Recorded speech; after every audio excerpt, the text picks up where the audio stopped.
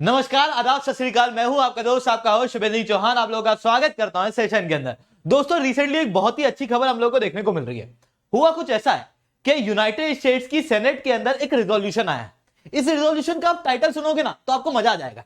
Title का नाम है reaffirming the state of Arunachal Pradesh as Indian territory and condemning the people republic of China provocating in the South Asia.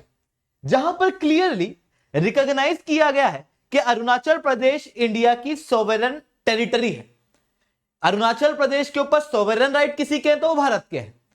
China जो action Arunachal Pradesh के अंदर रह रहा है वो सारे के सारे एक्शन प्रोवोकेटिव है और लाइन ऑफ एक्चुअल कंट्रोल के ऊपर स्टेटस को चेंज करते हैं। और भारत जो एक्शन ले रहा है वो अपने डिफेंस में ले रहा है और बहुत ही अच्छे हैं, उन्हें सपोर्ट किया गया। साथ में यह भी कहा गया कि अमेरिका द्वारा इस रीजन के अंदर भारत को सपोर्ट किया जाना चाहिए, जिसके बाद पहली बार एक रिजोल्यूशन यूनाइटेड स्टेट्स की सेनेट के अंदर इस तरीके का आया है जहां पर अरुणाचल प्रदेश को कंप्लीटली भारत का हिस्सा माना गया है और इंडिया के एक्शन को सपोर्ट और चाइना के एक्शन के अगेंस्ट बात की गई है। और यह एक बाय पार्टीशन नेचर का है, मतलब जिसे डेमोक्रेट और रिपब्लिक दोनों ही पार्टी अमेरिका के अंदर सपोर्ट कर रही है, जिसके कारण से ये वाला जो रिजोल्यूशन है ये भारत, अमेरिका और चाइना के रिलेशन के अंदर बड़े बदलाव लेके आएगा। अब वो कैसे लेके आएगा और इस रिजोल्यूशन के अंदर भारत और चाइना के बीच में कौन कौन से डिस्प्यूट दर्शाए गए हैं, इवन इसके अंदर जो भी डिस्प्यूट दर्शाए गए हैं वो सारे रीसेंट डिस्प्यूट है। मतलब 2019 के बाद में इंडिया और चाइना के बीच में जितने भी इंपॉर्टेंट चेंजेस हुए हैं वो सब कुछ रिजोल्यूशन के अंदर कवर है। इस कारण से ये क्लास आप लोगों के लिए काफी ज्यादा इंपॉर्टेंट रहने वाली है। इस क्लास के अंदर आपको पीपीटी पीडीएफ चाहिए तो आप लोग मेरे साथ में SRC10 टेलीग्राम ग्रुप के ऊपर जुड़ सकते हो। मेरे क्लास की अपडेट पीपीटी पीडीएफ आपको मिल जाती है। इसके अलावा रोज सुबह 8 बजे द हिंदू एसएस की क्लास में पाथफाइंडर चैनल के ऊपर लाइव ली जाती है, आप यहां पर ही मेरे साथ में जुड़ सकते हो। इसके अलावा अगर आप लोगों को अनअकैडमी का सब्सक्रिप्शन लेना है तो दोस्तों आप लोग कोड यूज कर सकते हैं SRC10, जिसके बाद में आपको 30% तक का डिस्काउंट मिलेगा। मेरे द्वारा 1-on-1 मेंटरशिप मिलेगी SRC10 कोड का यूज करने के बाद में। तो दोस्तों शुरू करते हैं सेशन को कि इस रिजोल्यूशन में क्या क्या कहा गया है। पहला कहा गया है कि अरुणाचल प्रदेश कंप्लीट रूप से भारत का भाग है, मतलब अरुणाचल प्रदेश कोई डिस्प्यूटेड टेरिटरी नहीं है बल्कि इंटीग्रल पार्ट है रिपब्लिक ऑफ इंडिया का। जिसके बाद मैकमोहन लाइन को ओरिजिनल लाइन यहां पर कंसिडर किया गया है। अब ये मैकमोहन लाइन क्या है, तो इंडिया और चाइना के बीच में ये लाइन है मैकमोहन लाइन। और इवन चाइना भी क्यों, इंडिया और तिब्बत के बीच में ये लाइन है मैकमोहन लाइन।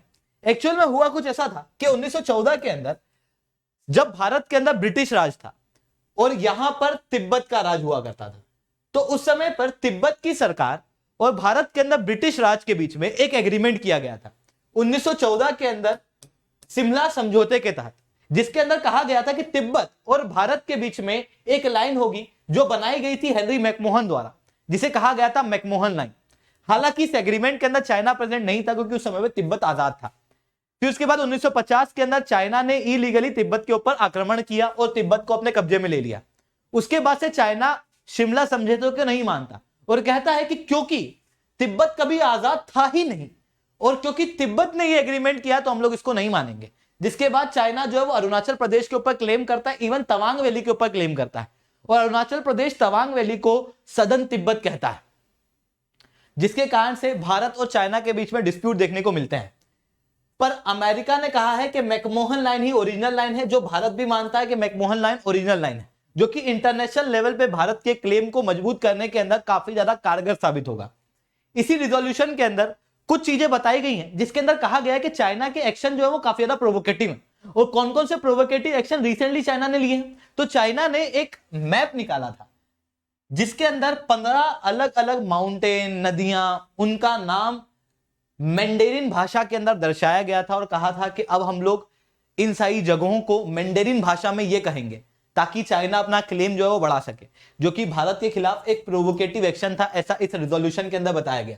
इस रिजोल्यूशन के अंदर यह भी कहा गया कि चाइना के ही प्रोवोकेटिव एक्शन के कारण 2017 के अंदर जो डोकलाम इशू हुआ था उसके बाद सबसे बड़ा इशू पिछले 6 साल के अंदर हम लोगों को देखने को मिला था यांगजे के अंदर दिसंबर 2022 में।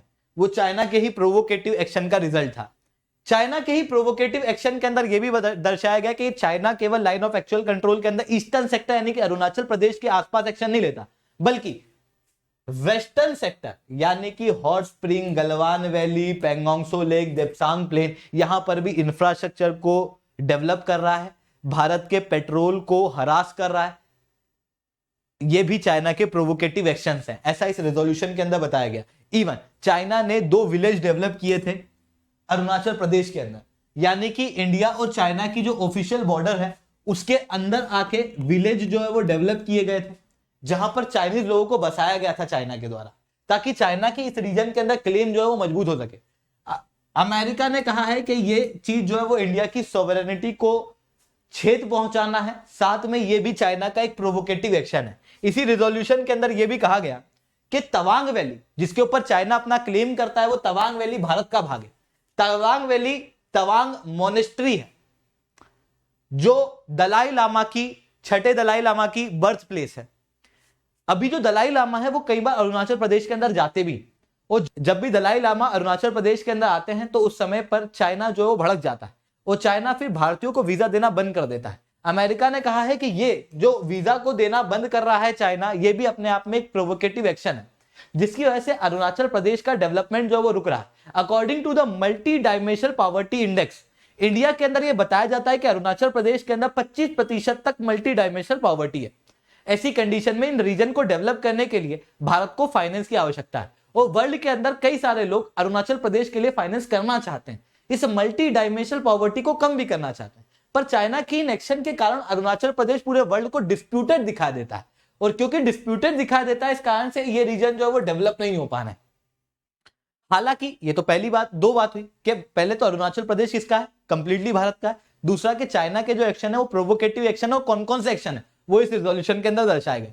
तीसरी चीज मैंने क्या कही थी कि भारत के एक्शंस को सपोर्ट किया गया। इन्होंने कहा कि भारत जो इंफ्रास्ट्रक्चर को डेवलप कर रहा है, जो विलेज इंफ्रास्ट्रक्चर को डेवलप कर रहा है, जो हाउसिंग और टूरिस्ट सेंटर कनेक्टिविटी को डेवलप कर रहा है बॉर्डर वाले इलाके के अंदर, वो बहुत ही अच्छा है और अपने डिफेंस के अंदर है। इवन भारत का जो वाइब्रेंट विलेज प्रोग्राम है, जो बॉर्डर वाले रीजन को डेवलप करने के लिए बनाया गया है, इवन अभी रिसेंटली कैबिनेट मंत्रालय द्वारा 4,800 करोड़ रुपए भी इसी वाइब्रेंट विलेज प्रोग्राम को दिए गए हैं। इस वाइब्रेंट विलेज प्रोग्राम को भी सपोर्ट किया गया। इवन इन्होंने तो यह भी कहा कि भारत को इस रीजन को और डेवलप करना चाहिए, जरूरत पड़े तो ताइवान के साथ में मिलकर पब्लिक हेल्थ और दूसरे सेक्टर के इंफ्रास्ट्रक्चर डेवलप करना चाहिए इस रीजन को डेवलप करने के लिए। तो भारत के एक्शन को सपोर्ट किया गया। साथ में कहा गया है कि अमेरिका इस रीजन के अंदर भारत की मदद करे। इसके अंदर कहा गया है कि क्वाड और I2U2 के अंदर भारत जो है वो एक इंटीग्रल पार्ट है और बहुत ही इंपॉर्टेंट पार्ट है।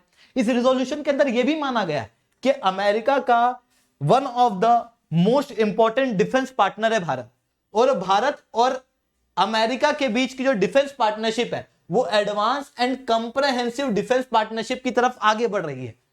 ऐसी कंडीशन में अमेरिका को भारत की मदद करना चाहिए, और इस रीजन के अंदर डेवलप करने के लिए, डेवलपमेंट करने के लिए फाइनेंस भी अमेरिका को प्रोवाइड करना चाहिए। ये एक रेजोल्यूशन जो है वो अभी रिसेंटली सेनेट के अंदर आया है। 3 इंपॉर्टेंट सेनेट, 3 बड़े सेनेट, 3 पावरफुल सेनेट्स ने ये रेजोल्यूशन अमेरिका की सेनेट के अंदर पेश किया है, जिसके अंदर आपको मार्कले, हैगर्टी और कॉरिनिन देखने को मिलेंगे। अब ये जो सेनेट के अंदर रेजोल्यूशन आया, ये पहला स्टेप है।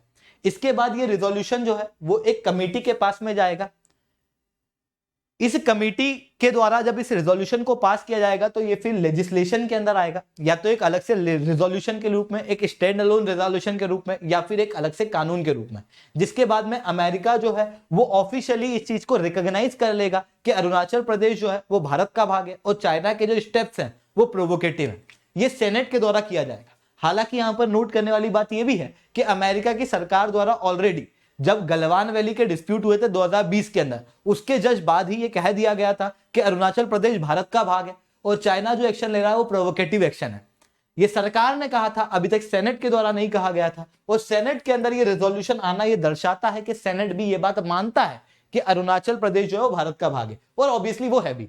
तो दोस्तों आज के लिए इतना ही रखते हैं। लेक्चर अच्छा लगा तो लाइक करो, लेक्चर बहुत अच्छा लगा तो SRC10 कमेंट करो। अगर आप लोगों को अनअकैडमी के ऊपर सब्सक्रिप्शन लेना है दोस्तों, तो आप लोग कोड यूज कर सकते हो SRC10, जिसके बाद में आप लोगों को मेरे द्वारा पर्सनली बनाना मेंटरशिप मिलेगी। साथ में आप लोगों को अनअकैडमी के ऊपर डायरेक्ट 30% तक के डिस्काउंट अभी अवेलेबल है, तो जाओ सब्सक्राइब करो, SRC10 कोड का प्रयोग करो, लेट्स क्रैक इट।